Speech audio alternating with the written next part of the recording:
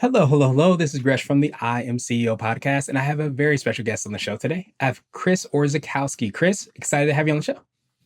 I'm excited to be here. Thanks so much for having me.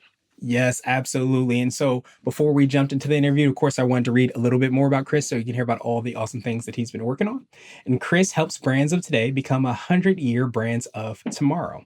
A highly sought after speaker in e-commerce marketing, Chris has generated over 120 million for his clients. With a decade of experience, Chris has collaborated with prominent brands like Carnivore Snacks and industry experts such as Robert Kiyosaki, Rich Dad Poor Dad, he's a staunch advocate for plain text emails and direct response marketing, and he brings a fresh perspective to e-commerce marketing.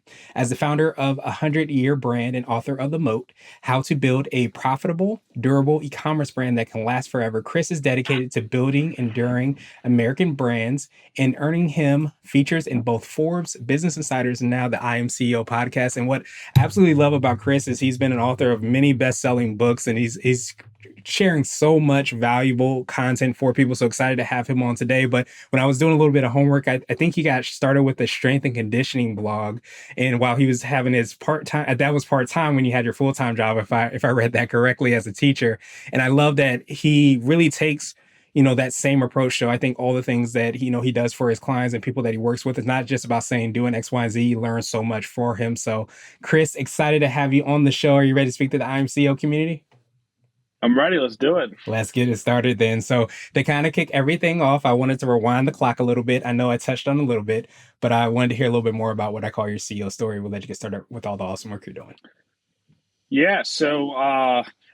Like you said, I was a teacher and I didn't want to be a teacher anymore. I didn't know what I wanted to do in college and I got out and I was a wrestler. So I was like, oh, I'll just coach and teach. But I don't know, like it just wasn't fulfilling for me. And like initially when I was in school, like I thought like doing business meant like you'd have to like wear a suit and drive into New York City every day. And like my dad did that, and he provided a good life for us, but like he didn't love it. I was like, I don't want to do the same thing, right? But I didn't realize that like business, especially in the age of the internet, is so different. And like, I've been fully, running a remote business with remote teams and, contractors and employees like all over the place for years now. And but you just, when you're in high school and you're learning about this stuff or college, like you don't even realize what's possible. I mean, maybe kids do nowadays, but I knew I wanted to like learn how to make money on the internet. And I was like, how do people do that? Like people are doing it. Like if they're doing it, I bet I could figure it out. Like I'm not crazy, right? So I just started, with some blogs and some websites and trying to like monetize that way and was figuring things out for a while. But then I discovered like the one thing I liked the most was the writing. And I learned that there was a thing called copywriting. So I started doing that for a lot of different clients and just, I mean, hundreds of clients over the years and just kept working and doing projects and, doing campaigns for all different types of brands and different spaces and got really good at it. And that's what kind of led me here today. Nice. I absolutely love that. And, I mentioned that you had that decade of experience. I mentioned that you imagine that you were putting a lot of time into once you found that lane of copywriting that really attracted you. But I imagine all the other aspects that you probably did a little bit more experimentation with and decided not to kind of, go all in with probably helped you out with the copywriting. Would I be accurate? Yeah, yeah. I mean, well, what I always like realized, especially like once I started working with clients, was like a lot of times people who like if you start your business, if you bootstrap a business, like if it grows to a certain size where you can eventually hire a copywriter, that means you probably naturally, as a like a byproduct of the work, you've gotten pretty good at selling your stuff, right? Like, Mhm. and so I like with my own blogs before I even knew like it was a real thing, my websites and everything. Like I was writing everything, and I couldn't hire anyone. I wasn't making any money, so I was just writing and writing and writing, and that like really helped me cut my teeth. Um, and that's why I always say like even for founders of big or operators of big companies, like yeah, you can hire agencies absolutely for specialized things and hire consultants. But like at the end of the day, like you still have to know how to sell your stuff. And a lot of times, you know, I've found that people once they just have it in them. You don't get to that level unless you're at least halfway decent at selling stuff. Right. Yeah, that makes a lot of sense. And I think that a lot of times, we can get in this mode of like delegating literally everything. And there's, apps, there's people, there's all these things in between that you can do to try to delegate that. But I think it's those core competencies that you really want to make sure that you're doing. And like, no matter what stage I feel like you're in within an organization, if you're a leader, then you have to be, doing some type of sales. I mean, you look at like Silicon Valley, right? Like you look like Apple, like everyone goes back to Steve Jobs, right? Like he was doing the presentations himself and he was doing that for a reason. Like, are there other people at the company who could have done a good job? Of course, right? But like for the biggest, sales events of the year, they brought in the big guns. They brought in Hmm. Steve himself, right? Because he knew, even though, they were at the time of his death, I think they were $350 billion, if I remember correctly. Hmm. So even a $350 billion year company, like they're bringing in the founder to deliver the most important pitch, right? So like there's definitely something to that. And yes, delegate yourself out of everything you don't like doing and delegate yourself out of the need to sit in that chair. But there's always going to be that, like, if you started the company, you know how to sell it better than anyone, or at least you should.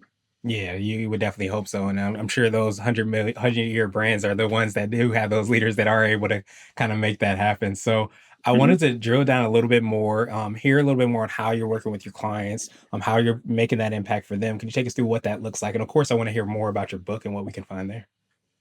Yeah, so I have a few different things I'm doing. One is I run like a small, like I call it an incubator, where it's essentially like coaching and mentorship, and we help brands who are a little bit smaller, a little bit earlier, who have like a cheap product market fit. We help them install the systems they need for scaling, so all the acquisition systems, all the average order value boosting systems like one click upsells, and packaging their offers properly, and then also all the email systems and SMS and back end stuff that they need for retention.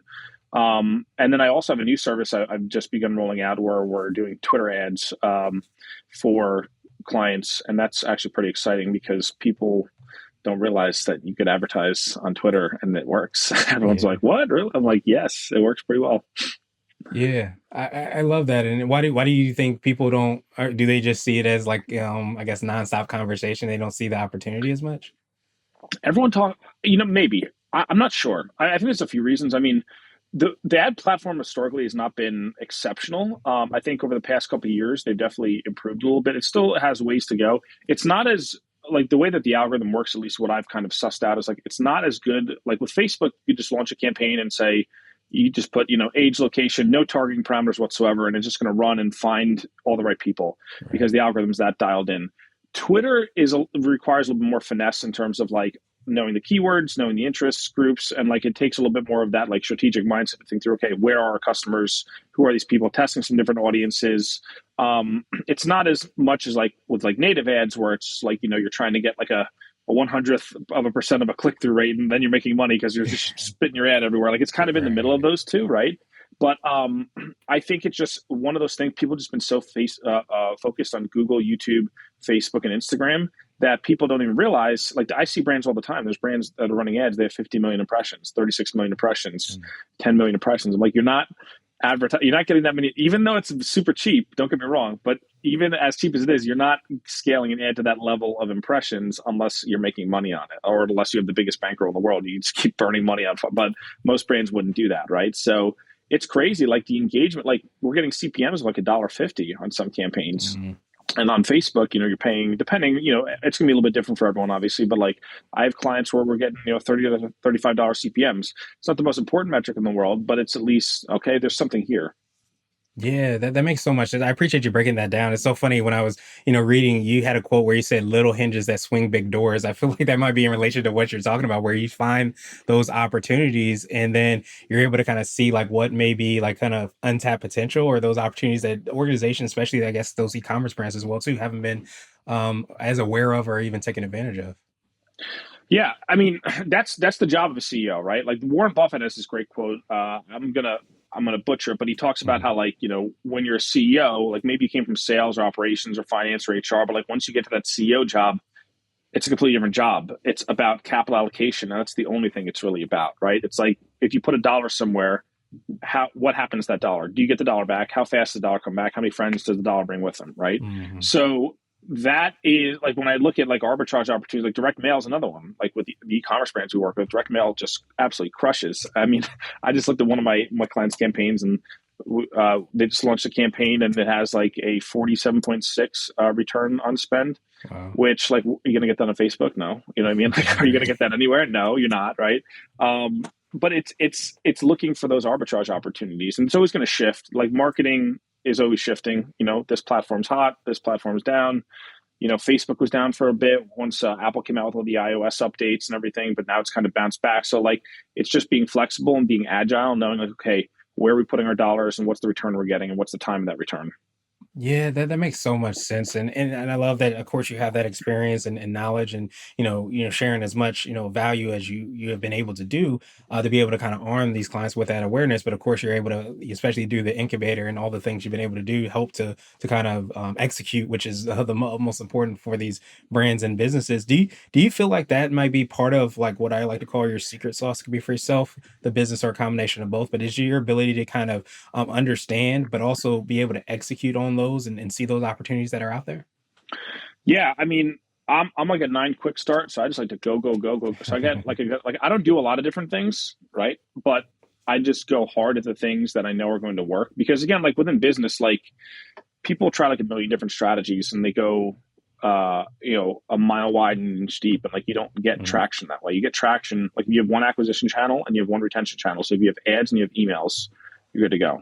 It's not the only thing that you should be doing, obviously, but like so many people don't get over the hump of getting to a substantial, business because they don't have like two core systems that you need. Like if you don't get two core systems, you don't move to the next level of the game, right? Mhm. Um, and that's essentially like the way I think about it. So like we help with execution. A lot of times, like so many brands have so many assets already. A lot of the execution is repurposing stuff that's worked before. And Mhm. like we'll run ad campaigns. I'll look at a client and be like, hey, you have these amazing reels on Instagram. What we're going to do is we're going to take one of these videos and then we're going to take this little bit of copy that was really good and then we're going to put them together and we're going to make an ad and we're going to run that ad. And they're like, oh my gosh, sales are coming in. Like, yes, because it's good content, like, but people don't think to do these things. So like part of it is just, it's hard though. It's hard when, what is the saying that people use? They say it's hard to read the label when you're inside the bottle, right? Right. And like when you're in your business every day working, like you can't always see the opportunities that are there. So that's why like what I do is I just come in and say, okay, here's where you're doing good. Why don't we do these things over here? Let's double down on this thing, or let's do this other thing that you maybe were doing before, and then you stopped, or this new thing that's super easier for us to set up, and then we could scale that. Yeah, and it's being able to kind of see those forests for the trees because I think, like you said, if you're so close to it, it makes it really hard to understand what's kind of plainly in your face. It's like to double down on the things that have been successful, but like you mentioned, also having that flexibility to know that those things will change. You can't probably just keep doing the same thing over and over again, until the end of time. You have to be able to be flexible, but you have to be able to kind of take a step away and be able to see those different things. Mm-hmm. Yeah, I mean, it's you. There's very few brands, especially like with ads. Like there's a few, like there's the one, like there's the Hershey one that's probably running right now with the in December as we're filming this. Yeah, The jingle bells, yeah, the yeah, little Hershey Kisses. That one's yeah. been running for a decade. But like, there's only like a handful of brands that could do an ad like that and just keep running it and running it and running it. Right. If you have one of those, it's awesome. Obviously, where you could run it for 4 decades, but most don't. Most it's like each season you got to roll out new stuff, but that's okay. That's just part of the process. But that's also where the opportunities come when you're constantly testing things out and experimenting with new angles, and that's I find that stuff exciting. Yeah, and that makes sense. And then probably even 4 decades ago, obviously they probably weren't running that on Facebook. So even they had to adapt and change and be flexible to some degree to make sure that they're still getting and having the impact for people that may not have remembered it, or it might bring some nostalgia or whatever comes up from doing ads like that. Hmm. Yeah, 100%. Awesome, awesome, awesome. So I wanted to hear a little bit more on like what you have in your book. Is it touching on some of those things, some of those, I guess, consistent things that you've seen for these really strong brands and how they've been able to stand the test of time, like the Hershey's of the world? Yeah, I mean, it comes down to a few things. It comes down to like MOAT is an acronym that I made up. It's mission, offers, acquisition, and traction, right? And your mission is essentially like why you exist, who you exist for, the problems that you help people solve, right? And the solutions that you bring. Because even like your products are going to your offers themselves, they'll change over time, of course, just like everything else. But it's like why does your brand exist, and what makes it different? Because there's so many brands, and anyone can whip up. They can get a Shopify site up in an afternoon and have the exact same product that you sell, maybe literally the exact same product, but it's like a brand is something different. A brand is something that's tough to replace, and most people don't have that, right? Because they haven't like planted their flag in the ground and said this is who we are and who we stand for and what we believe in, who we're for, and what we help people with, right? So once you start differentiating, that's the first letter, and then the next letter O is for offers, and it's understanding how to essentially like when you look at your P&L, like you get to create your P&L. That's what people don't realize. You get to create like what are the revenue things? Like what are you selling? What's the front end offers? What are the back end offers? Like what are the things you're going to use to attract customers? And then once you have the customers, what's the stuff you're going to sell them on the back end? And like most people don't do, they just say we have a Shopify site and people come to our store and hopefully we make money. It's like, okay, well, like the best business in the world focus on the front end and back end. So like, why aren't you doing that? So then after that, once you have that figured out, then you move to acquisitions, developing ad campaigns around the front end things to attract people. And then traction is essentially just, how do you monetize the audience? Because the best brands, the most successful brands of all time, they're the ones that have been built on repeat customers, right? Like, and I always use they're not a 100-year brand, but I look at like Polo Ralph Lauren, one of my brands that I really love. And like, people buy from them for decades. If you wear polo, you're probably going to wear that your whole life, right? Mm-hmm. So like you're not going to just buy. I mean, some people I'm sure will buy one shirt and never buy again. There's always people like that. But the reason why that brand is so successful is because of the repeat business, right? Every single brand that's successful is because of repeat business, right? It's very hard. It's not impossible, but it's very hard to be a brand. There's one company in Japan, they're like 1700 years old. I forget the name, but I think they build temples. Like that's their business. They've been around for 1700 years. Mm-hmm. It's probably been written about in a number of like business magazines and things, Right. but there's like one of those or maybe two. Maybe there's another. Like, there's not a lot of those brands who are just like, oh, we just build this one thing, like where they're just constant. I mean, maybe they have repeat customers too, right? But like, it's very hard to find a business where like you're only surviving based off first time purchases, right? Right. So I think that like retention is a big topic in the e-commerce and the online space. And like, yeah, but if you have really awesome products and you build like a lifestyle around your brand, retention is going to it's going to kind of take care of itself. After that, it's just kind of making sure you have the right automation, the segmentation, those kind of things. But it's about getting all that stuff set up. And it's a lot. Don't get me wrong. It is a lot of stuff to do. But, if you want to be successful, it's not like a million different things, but it's just, a basket of strategies and then just going super deep with them. Yeah, that makes sense. I appreciate you so much in breaking that down, and especially what M.O.A.T stands for. But it makes a lot of sense because I even wonder. I don't know if you could cover this in your book or you just had thoughts on this because I would probably wonder how you can create a brand if you don't have those repeat clients and customers. Because if you give that experience, I guess if you get that experience one time or whatever that looks like, it's probably harder to try to have that, planting the flag of making a promise so that your brand represents something that people want to come back to, have that same experience over and over again. Then it starts to, I think, strengthen that brand as a whole. Yeah, because people like they buy their identities.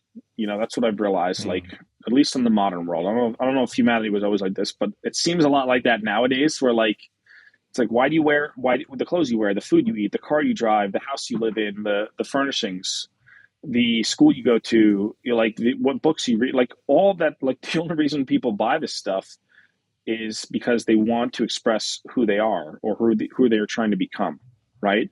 So like brands that capture that aspiration, and there's all different types, right? Like there's whether you're into video games or whether you're into style or whether you're into muscle car, like there's many different like iterations of this, but like that's why people spend money to express themselves. Like we live like in America at least, like most people are buying for self actualization, right? mhm. Like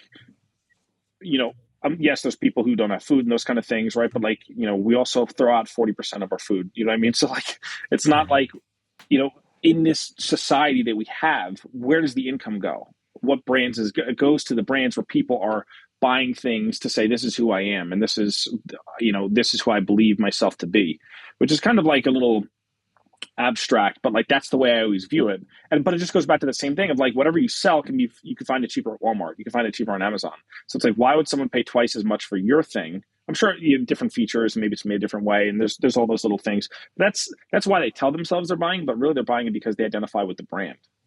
Yeah, and I love and appreciate you breaking that down because I think it makes you it's like the whole psychology part, the actual part of marketing. I think sometimes when we think about marketing, we forget about that psychology part and how you're actually making a human connection. If you have an understanding, like you said, that self-actualization of somebody's like trying to represent themselves or showcase or make a stand, whatever that is that's driving them to make that actual purchase or buying whatever it is, if you start to look at it differently, I think, as you kind of alluded to, it makes you thinking about your brand and what you're doing, like how you're actually going to position that, to communicate that, and actually, of course, execute and do that on a regular basis.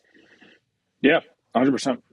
Awesome, awesome, awesome. Well, I wanted to switch gears a little bit, and I want to ask you for what I call a CEO hack. So this could be like an app, a book, or even a habit that you have. But what's something that makes you more effective and efficient? Oh, well, what I like to do, I have this little scheduling system that I use, or at least I try to stick to as closely as possible. I call it the magic box. And what I do is I pull up my calendar and I just draw like a little box somewhere in the calendar and I say, this is the box where all the calls go. So if I'm, because like I've been working fully remote full time since 2017, before everyone went remote during, COVID and everything, right? I Right. was doing it before it was cool.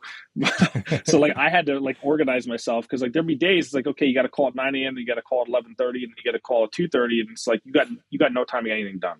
Because like, Right. yeah, maybe you work a little bit in between, but then you got meals, and you got breaks, and you got to go to the bathroom. So I'm like, how do we like compress this to where I know when I'm on calls, the only thing I have to worry about is just showing up and doing my thing. And when I'm not on calls, that's when I can get deep work in and do big projects and build things, actually ship work, right? Or work on the business, create infrastructure, and those kind of things. So the magic box, like an example would be, let's say it's Monday, Tuesday, Wednesday from 1 p.m. to 4 p.m., right? Mhm. That gives you 12 hours worth of Zoom time or call time or meeting time or however you want to break it out. And you might not need all 12 hours, and that's fine, but you just know, like, okay, inside the magic box, that's where all the calls go. And then nothing gets scheduled in the mornings, if that's what you prefer, or like Thursday and Friday, I would keep open. So I'd have two completely open days, and then I have open mornings. And when I was able to stick to, well, now my box is shifted to like Tuesday, Wednesday, Thursday. So I have Mhm. Mondays open and Fridays completely open, and then everything happens within those afternoon blocks on those corresponding days. So again, it might not like you might have to reshape the box a little bit. You might have Right. to resize it, depending on like what you do. But it's like, do you need more than 12 hours of Zoom time? Like, what are you doing?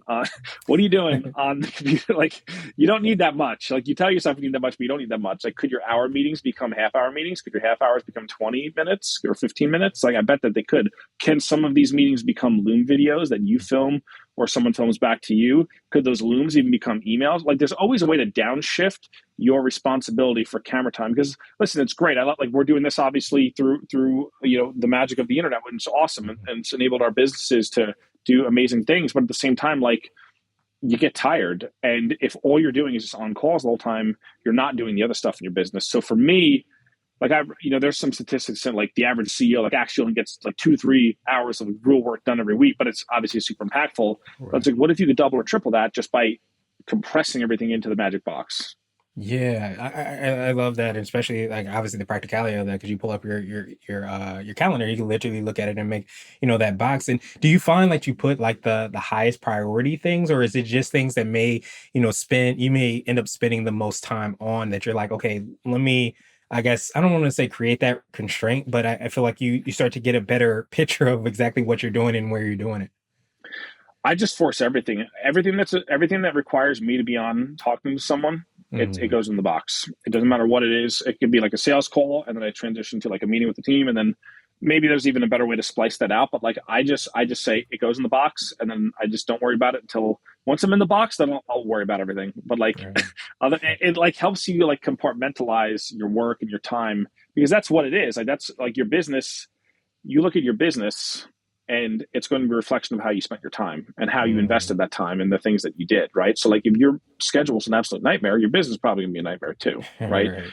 Like, I'm not the smartest dude in the world, nor do I claim to be, but like, I just try to be like, all right, what would like the dumbest version of Chris, like, how could we like really just make this as stupid simple as possible to where like you can't break it, you know what I mean? So like, that's Yeah. where the magic box came from. I was like, I'm just gonna stick all the calls in here, and then I don't worry about it when I'm not in the box.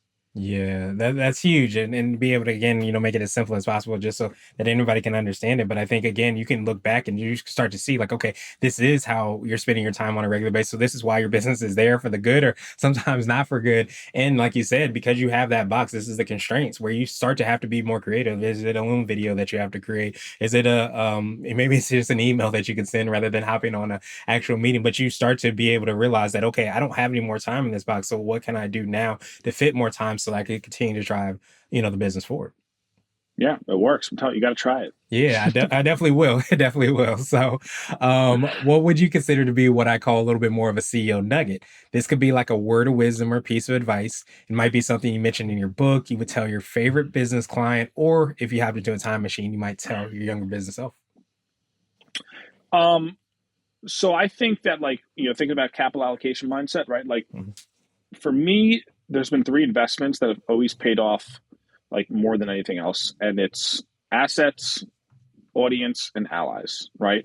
If you invest into all three of those things, or any combination of those, like anytime you're thinking about, like, should I hire this person, should I do this initiative, should I do this project, it's like, does it fall, is it an asset for the business that's going to produce cash, is it a relationship that you're investing in, or maybe, like, if it's a mastermind or a professional organization where, like, you make an investment of 25K, you join, but then you have every person you ever needed to connect with in one room and you meet with them 3 times a year, right? That's a smart investment. Or audience, like, which is just leads, followers, whatever, like, not paying for followers, but like just doing things that will lead to a greater number of people who are learning from you or buying from you, right? Like, if you make any of those three investments, they'll pay off, right? mhm. It's a lot of times because you think, like, every single day you have decisions. You're like, well, should I do this or this? Should I do this or this? It's like, is it investment in allies, investment in assets, or investments in audience? And if it's not one of those three things, you don't have to do it. If it is one of those three things, you're probably not going to get burned if you make that investment. Yeah, that makes sense, especially if you're long-term focused, as we kind of even been talking about. You understand that those assets that you're acquiring, or those audiences or allies are only going to build something, better in the future. May not happen necessarily instantly, or it could happen instantly. Who knows? But I think if you have that mindset, then you start to understand that you are making those investments, which are, extremely powerful. Mm-hmm. Yeah, I look at this like people talk about, like, index fund investing, right? Hmm. Where, like, you invest $1 and then you look 5, 10 years down the road, and, like, especially, like, with audience, right? What because I've done a lot of, like, lead tracking Hmm. and just, like, looking at the analytics of, like, what a cohort is worth based on, like, day zero, 30 days, 90 days. We did one analysis one time, and I still kick myself when I think, because I had these two campaigns running on Facebook. This is a few years back, two funnels I was running, and I was, like, a little bit under break even on day zero, and I was like, I needed the cash for other things in my business at the time, and I was a little hesitant, so I kind of pulled back on the throttle, and I shouldn't have done that, because we looked at, when I'm looking at, like, a 30-day or even a 45-day window, I'm like, okay, the numbers aren't bad. But then, like, we dove into the analytics, 2 years later, and looked on an 18-month window. We were getting a 6.4x return on all those leads that we were buying.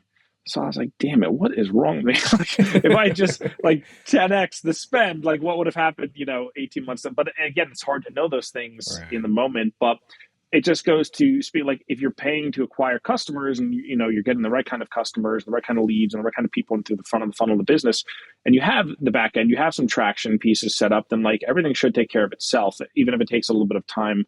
And you think about it, like, what stock are you going to buy in the stock market where you're going to get a 6.4x return Right. in 18 months? I mean, like, maybe you luck into to something here and there, or someone's, like, pumping and dumping Bed Bath and Beyond, but, like, that's very rare and very almost impossible to pick, right? It's almost like by accident you stumble Yeah. your way. But, like, with business, that's the cool thing. With business, it's the greatest investment vehicle ever, because you can directly make investments and have control over everything in your business, and you can grow and grow and grow and grow without having to worry about a board or projections or quarterly earnings.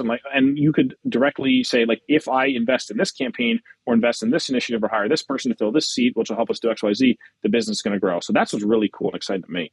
Yeah, absolutely. And I love the practicality. I'll call it the triple A. I don't know if you have a trademark or anything, but I feel like having that awareness is like a really good filter, because I think that, like you said, and like we talked about, there's so many different decisions, so many different filters or things that you could do or couldn't do, that it sometimes can become overwhelming. But when you understand that, okay, this is an investment, and you're able to look at it from that perspective under those three, categories, then I think it helps you to not guarantee the right decision, but make better decisions in the grand scheme of things. Yeah, you're not gonna bat 1,000, right? Like, you're gonna make Right. some mistakes, but, like, it's like the venture capital mindset, right? Like, these guys, what they do is they say, we're going to invest in 100 companies, and 97 of them are going to be dog shit. They're going to fail. Right. But then, like, two of them, they'll get their money back. And Right. then the one that It's pops a off will unicorn. be like a 10,000 to one return. Yeah. So it takes care of all the losers. So, like, Yeah. I I don't think your decision, like any CEO, has that many bad decisions. But like you just look at it like, are my winners outpacing my losers? And I feel like that's the only, again, like an index fund, right? It's like you have Right. 500 companies in there. Like, are the winners taking care of the losers, and are we making positive gains? And is it the maximum completely optimized? No, but like, does that even exist? Right? Like, are you ever going to be Right. completely optimized with your strategy? Right. Like, no, you can't. You just do the best that you can and keep compounding capital the best that you can. Yeah, and I feel like that even speaks to like the human aspect because I think so many times we can get so obsessed with not failing that we never really try enough, and we have such a misconception around what success means. Like you mentioned, the venture capital they hit on one, and that one takes care over and beyond, probably in the last thousand sometimes mistakes that you made. But if you never ever have that mindset or that mentality, you're so afraid to lose, you never ever actually get the opportunity to succeed or win. Yeah, and I like the show The Office. Have Yeah, you ever yeah, I seen The love The Office? Office. I love The Office. I swear by The With Office. Michael Scott Paper Company, right? And Yes. I crack up. That's the funniest thing ever because he's like, my company's worth nothing because if I fail, I will start another company tomorrow, and if I fail that one, I'll start another company tomorrow. And like, but the funny thing is, like, there's truth to that because even no matter what happens, like you read about great companies and then all of a sudden they go through hard times and so, but like you could always rebuild, or you could build something new or Yeah, better, and like you're never out of the game unless you take yourself out of the game. And that's what I've yeah. realized. Like, and it's hard and it's very scary, especially when you're in the moment and things are backsliding, whatever. But like, you're never out of the game. Like, you get to decide when the game's over, and that's like the most exciting thing about all this. Yeah, absolutely. And it might have been a Robert Kiyosaki quote. I can't remember who it was, but the quote is like, 9 out of 10 businesses fail. So that's why I decided to start 10 or 11 businesses just to try to increase my opportunity through There the you same go. There you that go. Yeah, concept. one will hit. Yeah, absolutely. So, I want to ask you now my absolute favorite question, which is the definition of what it means to be a CEO. And our goal is to have different quote unquote CEOs on this show. So, Chris, what does being a CEO mean to you? Um, I think it means that you. That's a tough one. It means that you are an effective capital allocator so that you can execute a mission for a certain group of people. I feel like that's the best way to describe it because that's your job, right? Like it's you're the head of a brand of a company who exists for a certain reason to help certain people with certain things, and your job is to just steer that ship. And you might not be steering the ship forever, but that's what you do, right? Like your job is just to multiply capital because if you're doing that, if you're multiplying capital effectively, then your customers are taken care of and your people are taken care of, and you live to fight another day. Yeah, absolutely. And I think a lot of times you can get lost. We talked about all the things, but I love the focus of that definition because I think so many times we get caught in all the different things that we forget about the capital allocation, being able to kind of increase that capital, those metrics that go there, and how that ties in so much to the mission. Because a lot of times you might have the greatest mission in the world, but if you don't have the capital kind of fuel that, just like gas, then you will, reach E and you do find yourself on the side of the road. You don't have that opportunity to really make the impact that you ultimately could. Yeah, you end up like Fire Festival, right? Like cool Yeah. mission, really exciting, and then people are dying on an Everything island, right? intense. Yeah. Yeah, so it's like, oh, cool, but you need the money, so yeah. Yeah, absolutely. Well, Chris, truly appreciate that definition. Of course, I appreciate your time even more. So, what I wanted to do now was pass you the mic, so to speak, just to see if there's anything additional that you can let our readers and listeners know, and of course, how best they can get a hold of you, get a copy of your book, find about all the awesome things that you're working on. Yeah, I mean, I would just say if you're CEO and you're just thinking through like how to grow your business and how to make the best decisions, like just try to look at it. Just read Warren Buffett and Charlie Munger stuff, honestly, like because that's been the biggest help for me. Like even though they're investors, like they all their advice is applicable to what we do because they're investing in businesses who are doing the right things. So they're telling you what the right things are, what they're looking for. So just do that. Like, if there's one thing, it just had such a big impact. There's a lot of great business minds, a lot of great people you could learn from. But those are the two for me who have just helped me see operating a business through a different lens, even though they're not operators themselves technically. And then, yeah, if you want to reach me, you can go to 100yearbrand.co. That's my website. You can join my email list, or you can go to Amazon and get a copy of my book, The M.O.A.T. And here's a little picture of the cover. There There it is. you go. So find that. And yeah, hopefully my stuff helps you. Absolutely. And of course, we'll have the links and information in the show notes as well too. And we always kind of are reminded that success leaves clues. And I think that I read a quote years ago around Warren Buffett, and you always think about stocks as being something external, but he's actually buying full companies. He's buying the things that are attractive within companies. So who better to listen to, read, and watch than those people that are studying him or actually him himself? So I appreciate you for sharing that with us and showing us all those different aspects that we can focus on, better today. And of course, I hope you have a phenomenal rest of the day. Thank you so much. Thanks for having me. Appreciate it.